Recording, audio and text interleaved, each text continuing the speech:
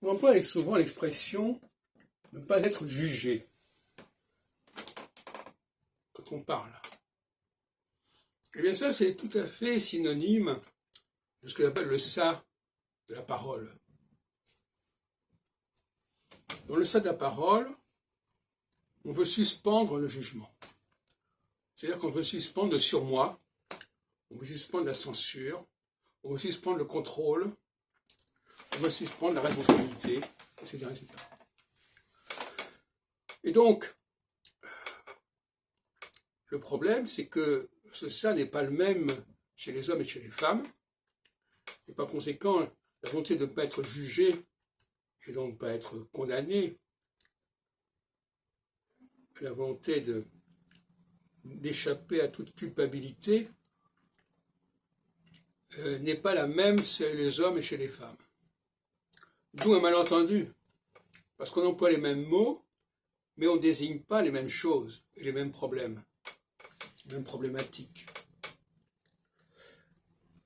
Ce qui me gêne beaucoup quand j'entends des émissions à la radio, c'est qu'il y a un mélange des ça, il y a un mélange des genres constamment, et ça donne quelque chose de complètement bâtard, complètement hybride. Mais souvent, la radio va donner la prime au ça de la parole. Il faut que les gens parlent d'eux-mêmes. On va nous dire « Ah, mais ça fait du bien de parler de soi-même, ça fait du bien de se raconter, etc. » C'est une ancienne comme ça qui revient constamment et qui est l'expression même du ça de la parole, qui est un ça féminin.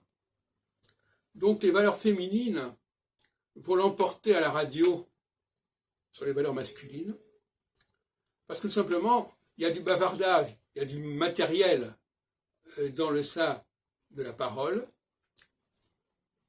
alors que chez les hommes, c'est beaucoup plus construit, c'est beaucoup plus structuré, et c'est beaucoup plus, comment dirais-je, concis de cette manière. Comme dirait Boileau, ce qui se conçoit bien s'énonce clairement, il y a une réduction, pour employer une expression kabbalistique, du tzimtzum. Il y a une réduction, il y a une décantation chez les hommes qui n'est peut-être pas très intéressante à la radio et dans les interviews.